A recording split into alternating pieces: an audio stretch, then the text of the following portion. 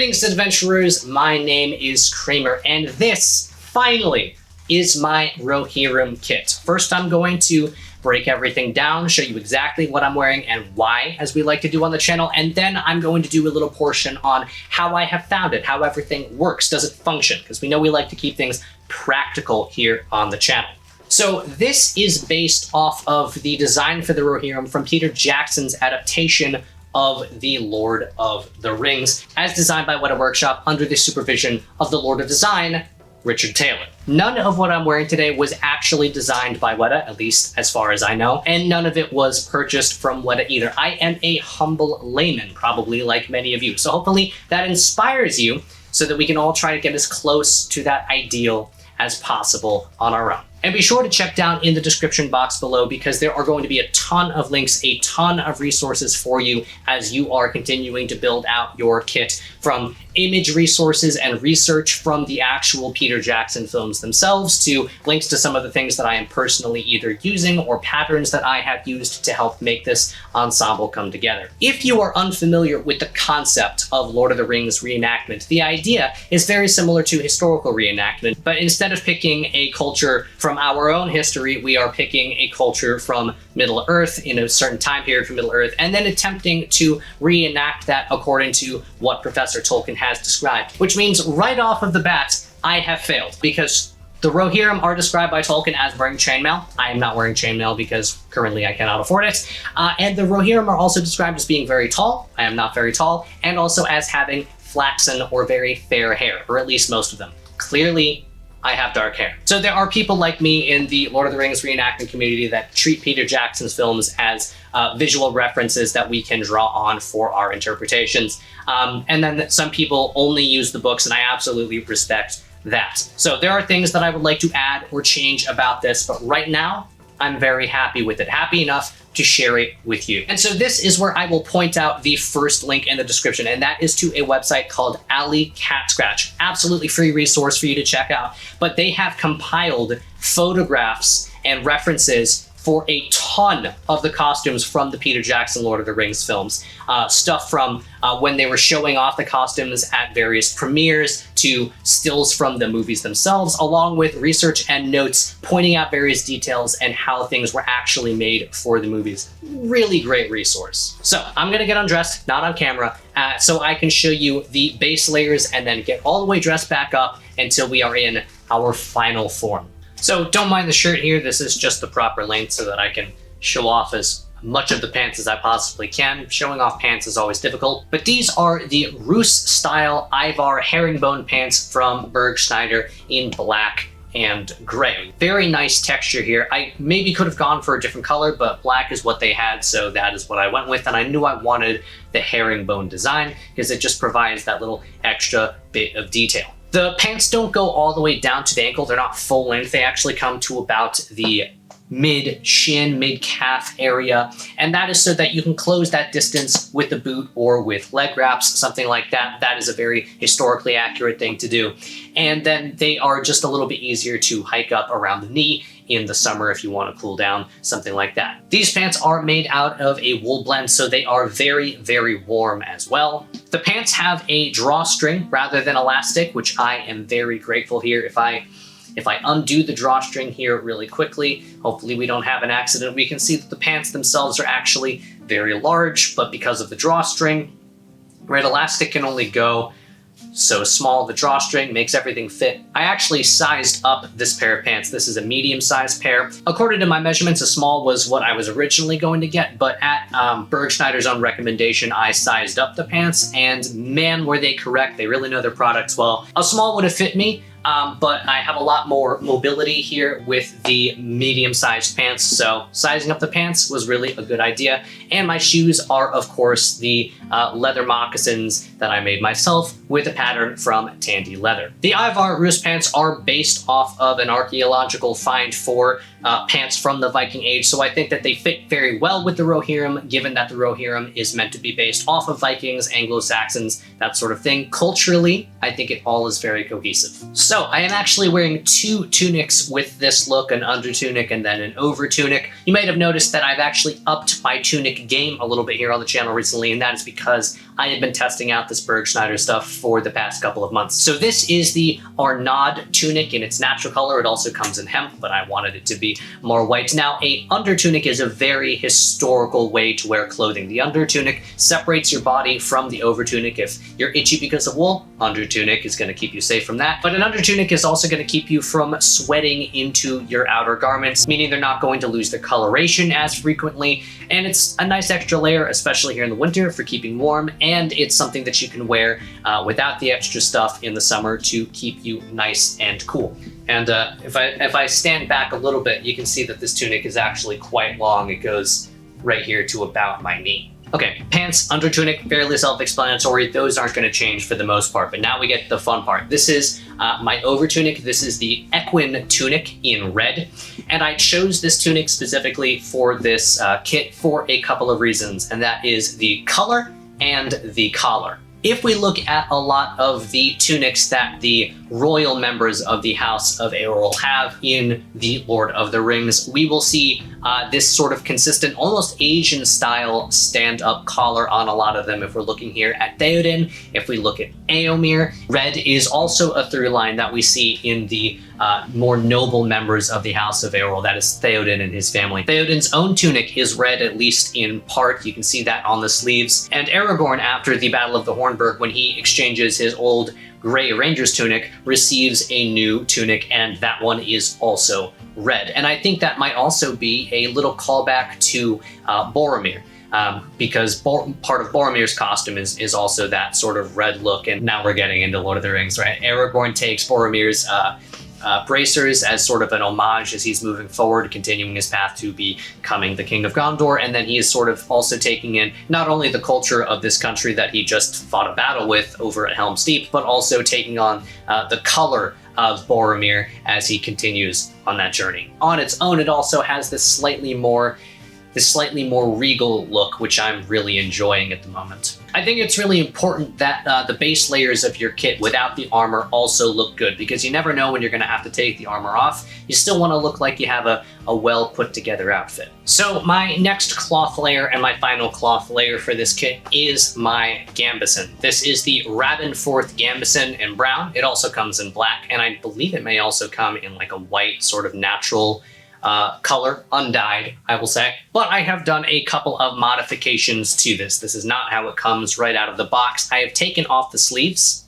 which was very easy to do, just with the seam ripper. And what I really appreciate is that the insides of the sleeve on the actual body of the Gambeson and the sleeves themselves, all the edges are serged already. So all I had to do was rip off the seams and no extra work needed to be done. It looks fine as it is. I've also added, it's difficult to see here because of my hair, I've also added arming points onto the shoulder here. Very simple, easy quality of life improvement, and those can be used to tie down a breastplate or pauldrons or both, or really whatever you want.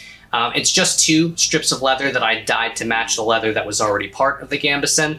I punched holes through it, and then I just stitched that right onto the Gambeson. Nothing needed to be done to the Gambeson. No holes punched or anything like that. And then the lace just goes sandwiched in between the leather strip and the Gambeson itself, so it's just attached to the leather, and it's very nice and sturdy. I'm using this Gambeson for a couple of reasons over and above my black one. I think brown works a lot better for Lord of the Rings style costumes than black. Black is fine for Witcher, which is what I had it made for. And the second reason is that I wanted to test out other Gambesons. A lot of people have asked me where they can get that black Gambeson that you're used to seeing on the channel, and the official answer, once and for all, is that you can't get that one because it was handmade for me by a family member. It is the only one of that kind that exists. There are companies that can make custom Gambesons, and you can look at videos and photographs of me in it and try to make something similar yourself or have someone else make something similar, but that Gambeson is not commercially available. This one is, and I actually made a lot of alterations to that black one to make it fit like this one does, and make it secure like this one does, because even before I knew I would be working with Berg Schneider, or even really who they were, I knew that their stuff looked historically accurate, and I liked their tie system here. So my Gambeson, my black Gambeson that is sitting upstairs right now, has the same tie system as this with the leather laces, because I very much dislike buckles on soft kit, because the buckles are going to eventually dig into your skin because the cloth just isn't enough to protect you from the hard metal. Buckles are for hard armor. Laces are for soft clothing. And this one is also the same length as my black one. It also comes in black. So a viable option if you like my black one and you want to purchase something commercially. I really like these. It's a lot thicker than my black one as well. It actually feels much more protective. It feels like real armor. And I'm choosing to go sleeveless with the Gambeson because of Theoden specifically. If we have a look at this scene where he is being armed by Gamling before the Battle of the Hornburg, we will see that Theoden has his red tunic, and he also appears to have this sort of sleeveless tunic that goes over that, and then the breastplate goes directly over his tunic.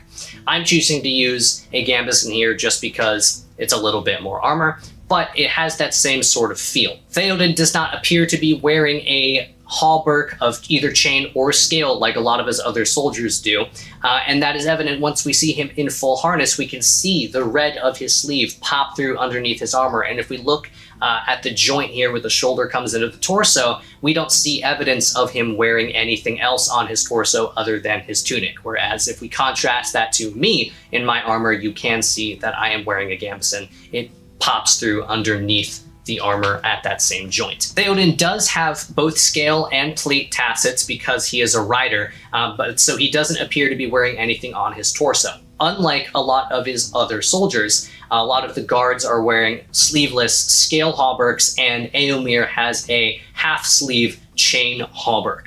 And so in contrast, Theoden's armor tells a very different story. It is the armor of a king. It is highly detailed, and in comparison to the more contemporary armor of his soldiery, it actually looks a little bit antiquated, as if his armor has been passed down through the line of kings and is now just being worn by him, but it is an armor style of a much older generation. And so while Theoden's armor is technologically less sophisticated and less protective without the chain or the scale hauberk, it shows that the craft of his forefathers is actually artistically very advanced in comparison, because it is the armor of a king and has lasted generations. Just a cool little detail there. So all of my soft kit, all of the clothing for this kit have been provided by a German medieval clothing company called Berg Schneider, who are in part a sponsor of today's video. Berg Schneider is a medieval clothing company with over 20 years of experience making clothes for the reenactment community. And there are many reasons aside from that why I am very excited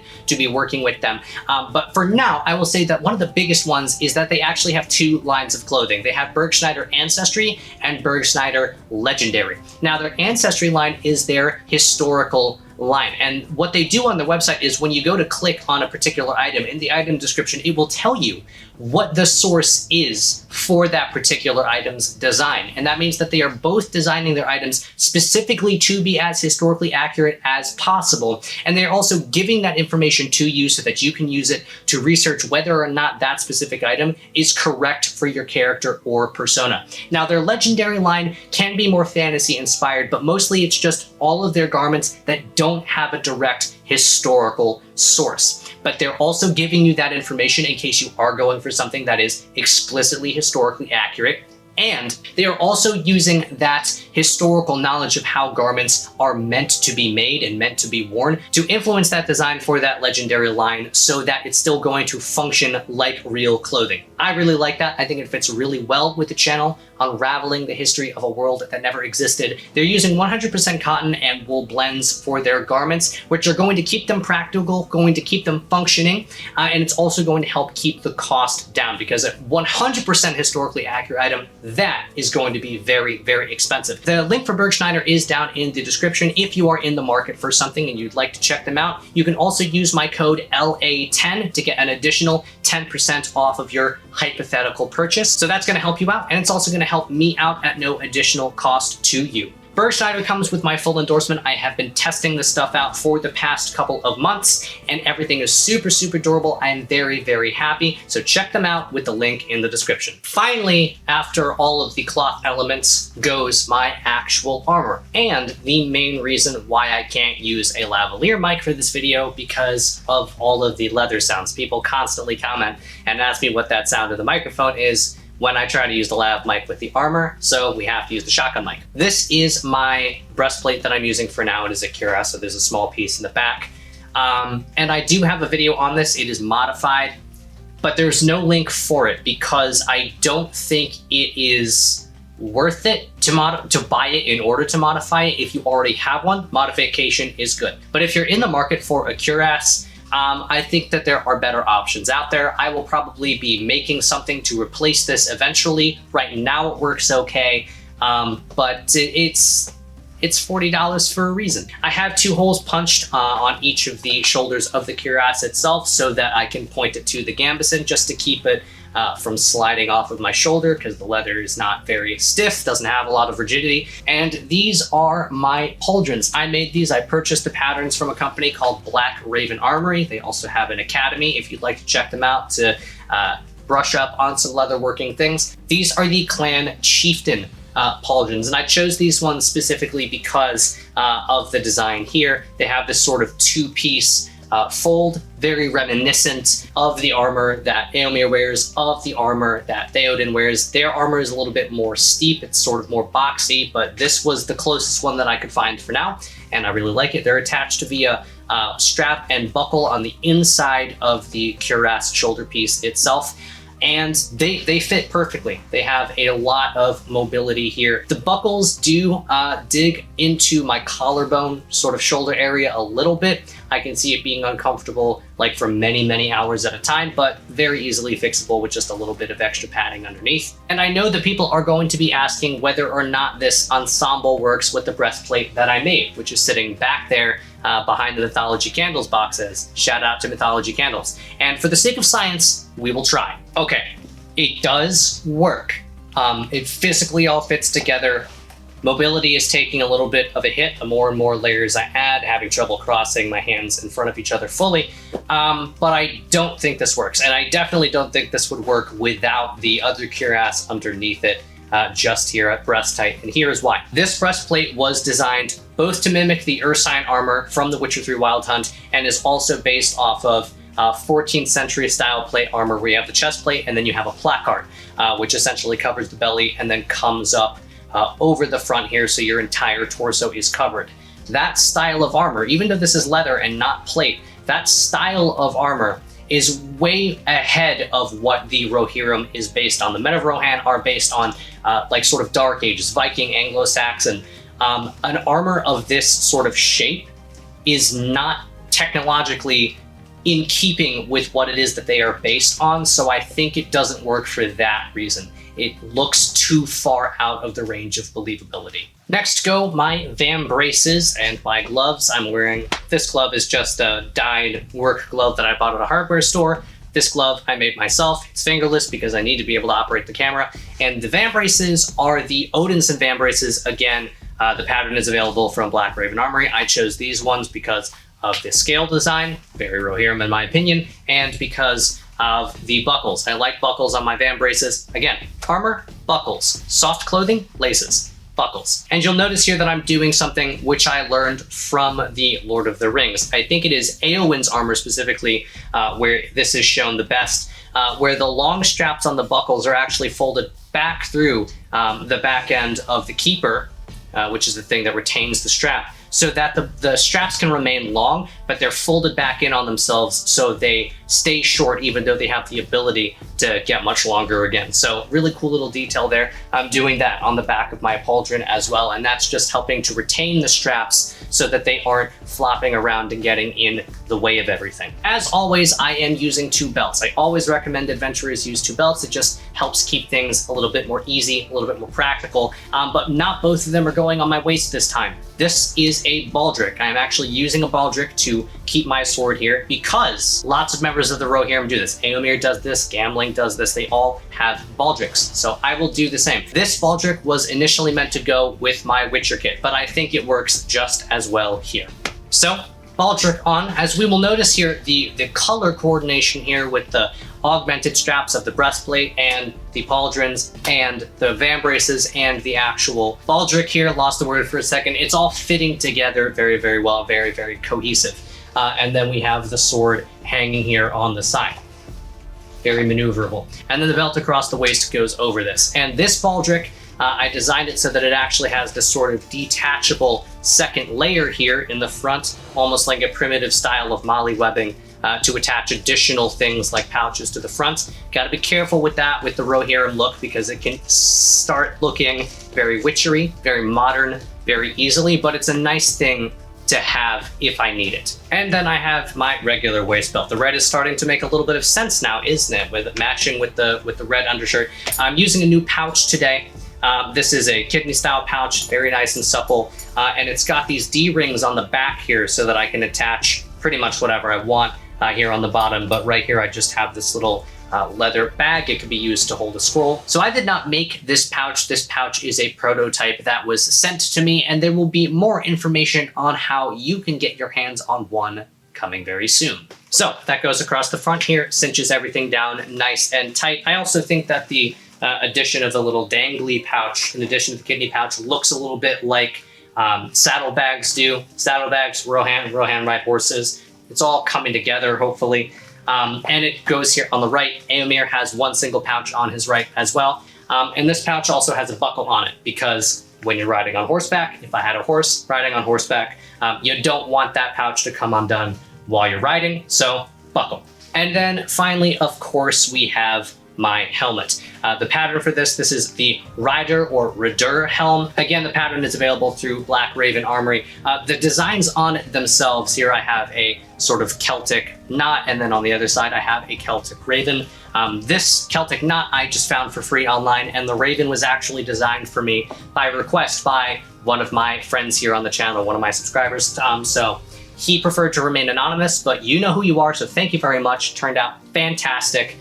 Here on the helmet. And there's plenty of B-roll footage of me wearing this. I'm not gonna wear it for the talking portion simply because it's gonna screw up with the facial recognition on the camera. So before we get to how all of this works, I would like to tell you about a company that is not necessarily a sponsor of this video directly, but has been very friendly and helpful for me here on the channel, and that is Native Texas Craftsman. Native Texas Craftsman is a woodworking company. They specialize in making all sorts of wooden crafts, specifically games and toys. They have a really beautiful chess set. They sent me this version of the Royal Game of Yore, which is a really fun game and just a beautiful board. They're using really high quality woods, walnut, maple. So Native Texas Craftsman Company actually sent me the chest that I am keeping all of my kit in. It's the perfect size for just having one single kit in. Has carry handles on the side of it.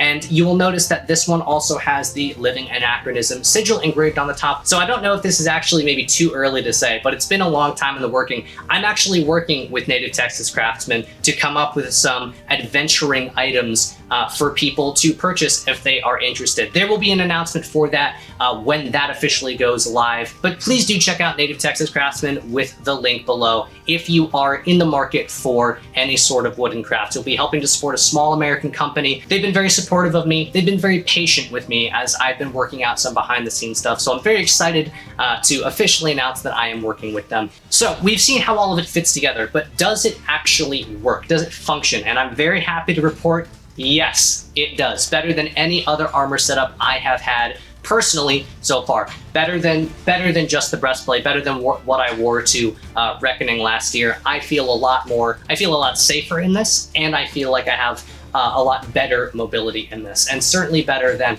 some of the steel armor that I have. This just fits a lot better because I made it to fit me. I think aesthetically, I've done a pretty decent job here. The long Gambeson, even though I don't have a chainmail hauberk yet or scale tassets yet, the long Gambeson really does help to bring that length down into the legs so I don't just look like super armored up on the torso and then like skinny little chicken legs or something.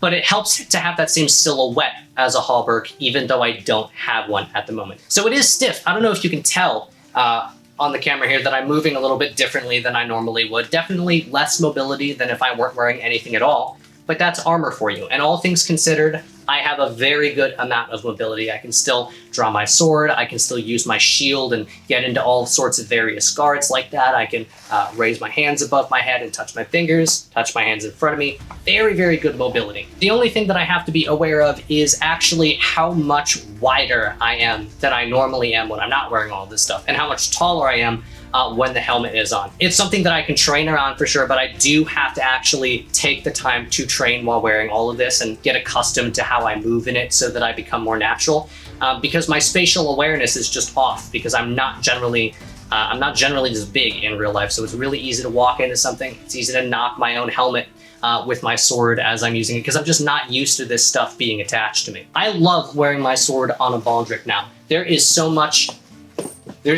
mobility here with this. Really, really easy to maneuver it if I were walking through a crowd or through a doorway. And I can even lie down while I'm wearing my scabbard, or sit down, and the scabbard just doesn't get in the way, which is something that it absolutely would. It would so much get in the way if I were wearing the scabbard just here. Gotta be careful with that though too, because some characters a baldric really isn't gonna work. Like with my Aragorn kit, my Dunedain Ranger kit, the baldric, I'm gonna look too much like a pirate, so it doesn't quite work there. But given the option, oh man, I love this. This is just fantastic.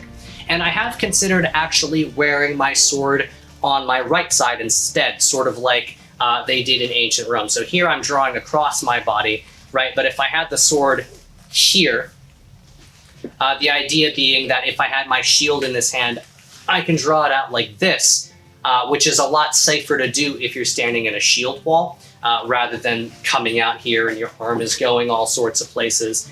The blade is short enough on this sword that I can do that. The only reason I'm not doing that is because this baldric was made to be worn over my right shoulder. I'd have to modify it or make a new one in order to wear it on the right. So I like the idea. Maybe eventually I'll experiment with it, but right now it is staying here on the left. So something that I have discovered, and well, not really discovered, if you research how historical plate armor is worn, this comes as no surprise to you. I don't know why it didn't click in my head originally, but my vambraces, you may notice I'm wearing them very far up my arm, almost up towards the elbow, because down here it really limits wrist mobility. And before, with the laces, I wasn't really able to achieve this, but with the buckles, they actually stay up here, and it is a world of difference when you have the wrist mobility versus when you don't. All of a sudden, my movements become way more fluid when the vambraces are up here, where they're supposed to be. When they were all the way up here, I felt just super stiff and super rigid. And the second I moved them back, it was like I wasn't wearing anything at all. If you're not wearing your vambraces up here, more close to your elbow, do it. Just try it, it'll change your life. So something that I might do eventually is just punch 2 holes in the vambraces so I can actually point them up here, so that they stay where they're supposed to be. That is how they would be worn historically anyway. But, being able to move my wrists is it's just beautiful. Another nice thing about wearing the vambraces so high up is that it makes taking on and off your gloves very, very easy. So some improvements that I'd like to make for the future. I would like to line this helmet with something on the inside, cloth, something like that, just to cover up, because the inside is just like completely naked and the rivets get caught in my hair. It's not very comfortable. And you know how if you wear glasses or sunglasses for too long, you get these sort of dents in your face, these dark little dents? I actually get that on my forehead from the rivets that are right here on the inside. So some adjustments need to be made to this to make it a little bit more viable for me, but I think it looks great. Another thing that I'm considering is to make a whole bunch of leather scales and then rivet them to the bottom of my Gambeson here so that it has that sort of scaled hauberk look.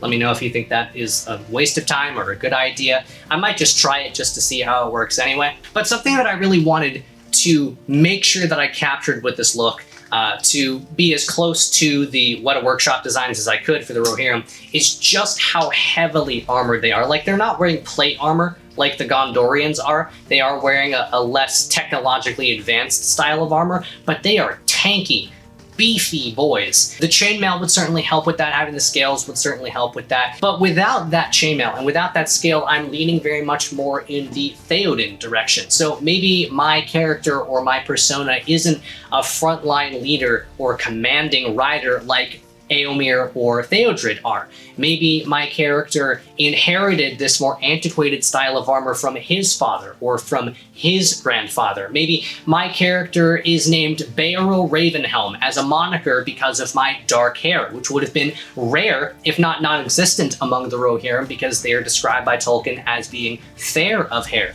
Maybe I had my helm engraved with a raven on it as a personal signifier because of my dark hair. Maybe my sword is named Thornwine, meaning friend of protection or violent friend, just like Éomer's sword is called Guthwine, meaning battle friend. Maybe this is the coolest character I have ever come up with, and I regret not doing this sooner. The world may never know. Ravenhelm is also a fantastic name for a man of Rohan, by the way. There is precedent to this with these sort of 2 words conjoined together as sort of a descriptive name. My examples are Helm Hammerhand, and Grima Wormtongue.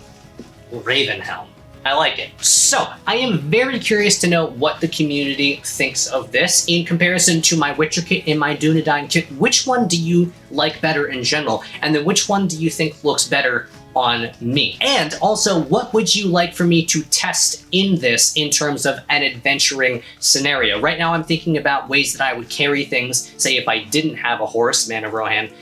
Ideally, I would have a horse, but I don't actually physically have one, so I can't test saddlebags and all that. But with the pauldrons and all of that, it'll be difficult to like put on a haversack or a backpack potentially. Anyway, leave your thoughts in the comments below, stuff you'd like me to test, and maybe even take that on over to the community Discord. I will see you very, very soon. Looking forward to seeing what everyone has to say. And in the meantime, I would like to wish you good luck on your adventures.